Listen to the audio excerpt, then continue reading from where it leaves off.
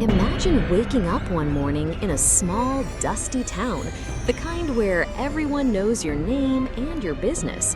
It's the summer of 1518, and the cobblestone streets of Strasbourg are buzzing with the usual chatter, merchants haggling, kids chasing stray dogs, and church bells ringing in the distance. But then, out of nowhere, a woman steps into the street and starts dancing. Not a graceful waltz or a playful jig, but a wild, uncontrollable thrashing of arms and legs, like she's possessed. Hours pass, then days, and she doesn't stop. Her feet bleed, her body trembles, but she keeps going. Stranger still, others join her. Dozens, then hundreds, dancing until they collapse, some even dying from exhaustion. This isn't a scene from a horror movie. This is the dancing plague of 1518, one of the weirdest, most terrifying mysteries of the Middle Ages. So what the heck happened? Why did an entire town lose their minds and dance themselves to death? Grab a seat, because this story is about to take you on a wild ride through medieval madness.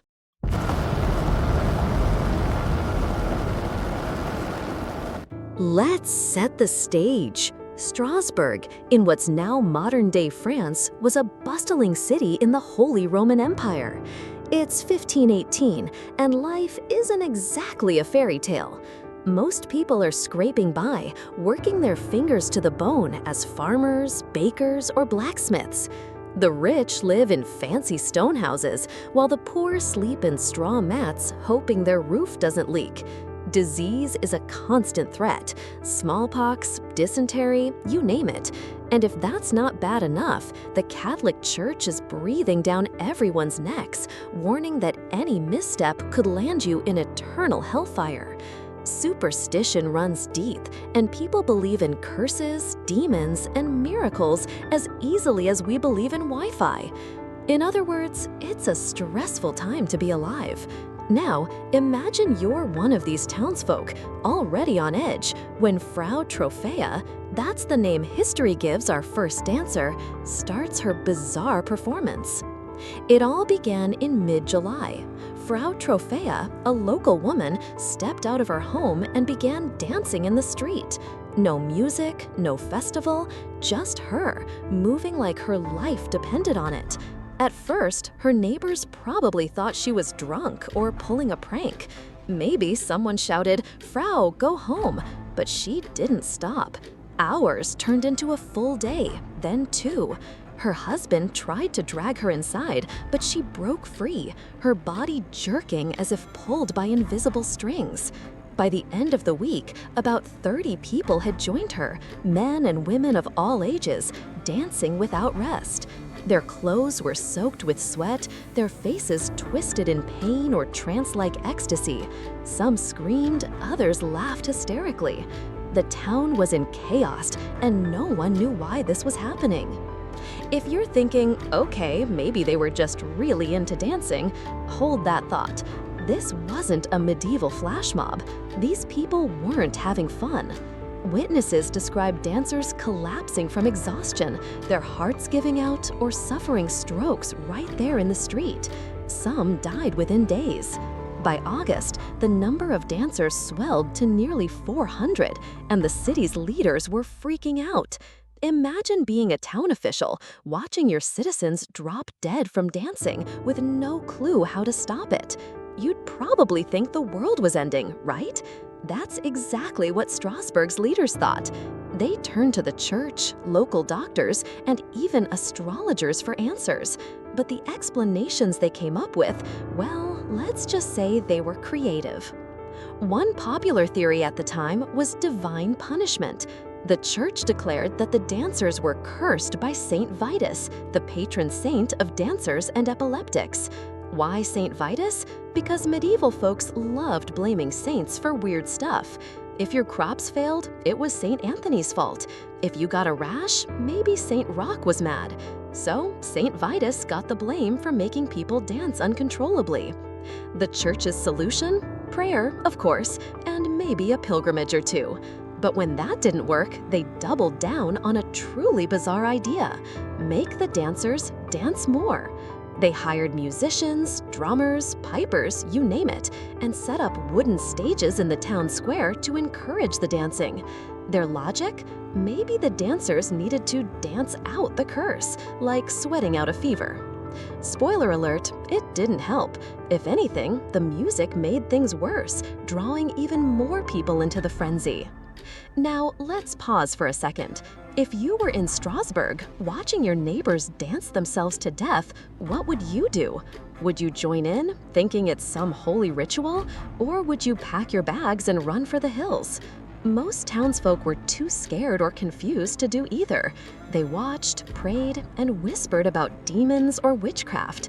It's easy to laugh at these ideas today, but back then, with no understanding of psychology or medicine, these explanations made sense. To them, the dancing plague was as real as a thunderstorm, and just as terrifying. As the summer dragged on, the death toll climbed. Exact numbers are murky, medieval records aren't exactly reliable, but chroniclers claimed dozens, maybe hundreds died. The dancers weren't just random folks either. They were bakers, mothers, even kids. One story tells of a young girl who danced until her shoes turned to bloody rags. Another describes a man who begged for death but couldn't stop moving. These weren't just statistics. They were people, lives, families, and dreams, caught in a nightmare no one could explain. And that's what makes this story so gripping. It's not just a historical oddity, it's a human tragedy wrapped in a mystery. So why didn't the dancing stop? Why did it spread like wildfire? To answer that, we need to dig deeper into what was happening in Strasbourg and in the medieval mind. Let's rewind a bit. Life in 1518 wasn't just tough, it was a pressure cooker. Strasbourg had been hit by a string of disasters, famines, floods, and diseases that left people starving and desperate. The gap between rich and poor was growing, and resentment simmered. On top of that, the church's iron grip meant every sin, real or imagined, felt like a one-way ticket to hell. People were anxious, exhausted, and looking for meaning in a world that felt like it was falling apart. Sound familiar? Maybe not so different from scrolling through bad news on your phone today, feeling like the world's gone mad. One theory historians love is mass hysteria, or what we'd now call a psychogenic illness. Basically, when a group of people is under extreme stress, their minds can trick their bodies into doing wild things. Think of it like a medieval version of a panic attack, but instead of hyperventilating, you're breakdancing against your will. Frau Trophäa might have been the spark. Maybe she was grieving or had a mental breakdown, and her dancing was a cry for help. Others, seeing her, could have been swept up in a kind of social contagion, their brains mimicking her behavior. It's like how yawns are contagious, but way more intense. And in a tight-knit town like Strasbourg, where everyone's watching everyone else, that spark could have spread fast. But here's where it gets weirder. Some scholars think the dancers weren't just stressed, they might have been poisoned. There's a fungus called ergot that grows on rye, a staple crop back then. If you eat bread made from ergot-infected rye, it can mess you up.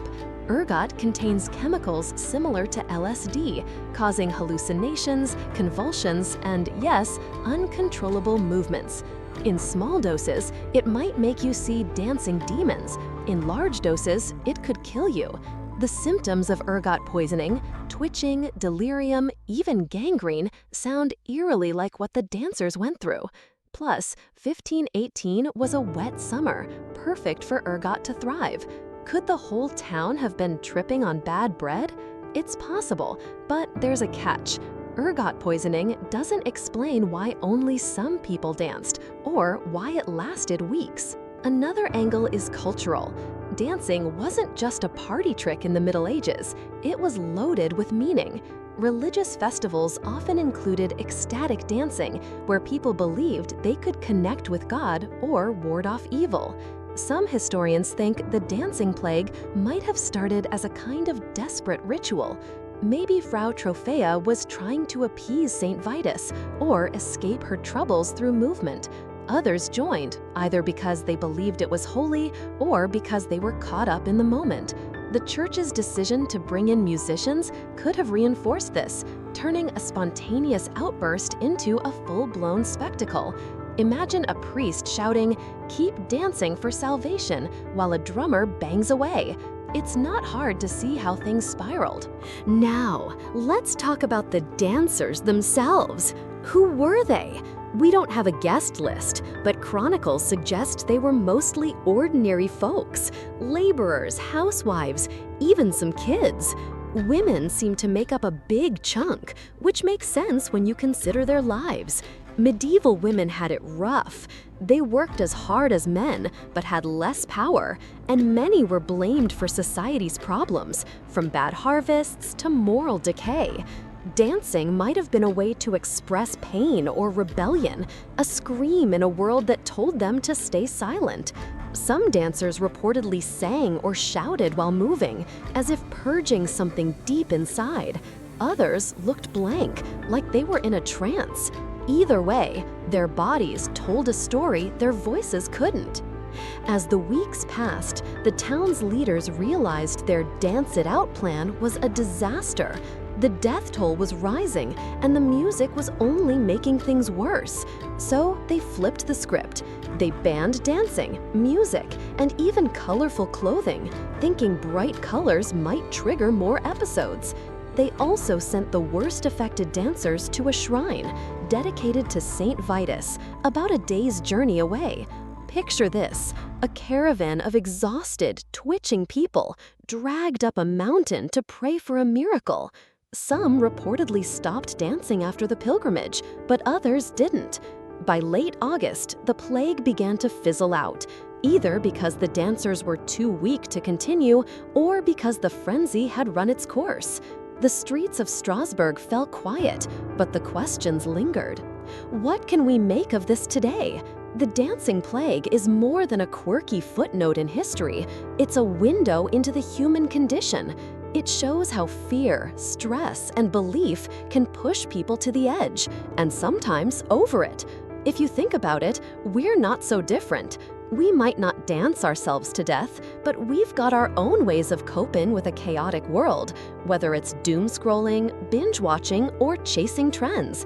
The dancers of 1518 were grappling with their reality the only way they knew how, and their story reminds us how fragile the line is between order and madness. There's no single answer to what caused the dancing plague. Was it ergot poisoning, mass hysteria, a religious trance gone wrong? Maybe a bit of all three. What we do know is that it left a mark on Strasbourg and on history. Chroniclers wrote about it for centuries, and even now, it captures our imagination. It's the kind of story that makes you wonder, what would it take for something like this to happen again? Could a modern-day dancing plague hit, say, New York or LA? Probably not. But the next time you're at a concert, lost in the music, maybe you'll feel a tiny echo of 1518. Before I let you go, let's reflect on those dancers one last time. They weren't just victims of a strange event. They were people like us, caught in a moment they couldn't control. Frau Trophaea, whoever she was, started something no one could have predicted. Her story, and the stories of the hundreds who followed, remind us that history isn't just about kings and wars. It's about the messy, beautiful, sometimes terrifying things humans do when the world feels like it's falling apart. So, what do you think? Was the dancing plague a curse, a trip, or something else entirely? Drop your thoughts in the comments, and if you want more medieval mysteries, hit that subscribe button. We've got plenty more where this came from. Thanks for joining me on this wild dance through history. Until next time, keep your feet on the ground.